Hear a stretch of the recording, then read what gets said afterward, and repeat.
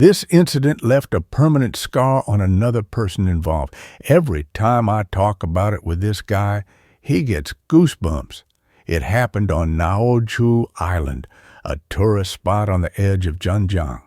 That year, my colleague, whom we'll call Xiao Ming, was performing there.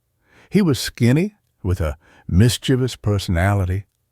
The first time I saw him, I joked, "You must be someone who easily sees ghosts." To my surprise, he said, "Do you know how to read faces? You're spot on. I've seen ghosts a few times, and one time scared me to this day." He then recounted his experience.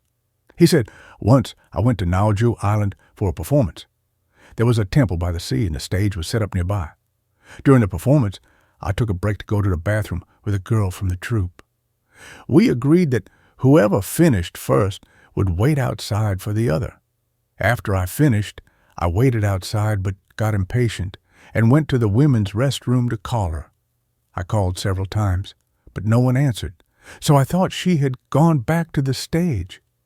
When I returned to the stage and didn't see her, I felt something was wrong and went back to the restroom to look for her.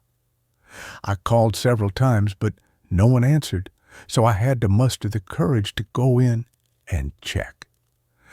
Let me describe the restroom. It was a public toilet with a row of stalls.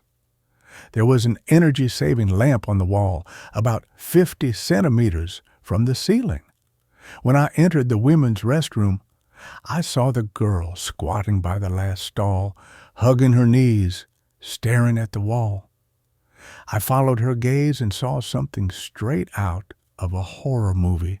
A woman was lying horizontally between the lamp and the ceiling, with long white hair covering half her face. I could clearly see her nostrils and teeth, and her mouth was slightly open. She was just lying there on the wall. My steps were heavy as I slowly backed out, having to pass by her to leave the restroom. The restroom was narrow, and you can imagine how I felt passing by her. After I got out, I looked back, and she was gone. Later, I called a few guys and the troop leader, and we carried the girl out.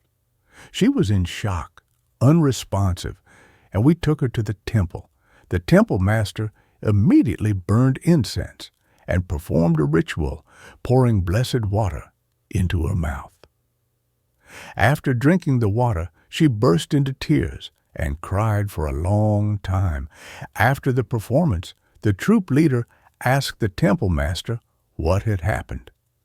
The temple master explained that a long time ago, a woman had come here, married into the area.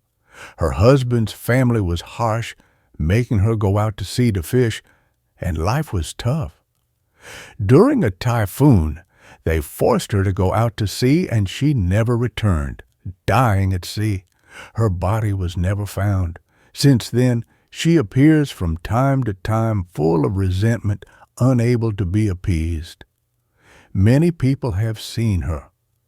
Xiao Ming said, "A year or two later, I ran into that girl on the street, and she didn't recognize me. She had changed completely, becoming dull and different from before. She had to sleep with the lights on, and her life was likely ruined." There is another version of this story, but both confirm the existence of this vengeful spirit. When I shared this story with others, someone mentioned another version, saying the woman's body had washed ashore, highly decomposed, confirming the ghost's existence.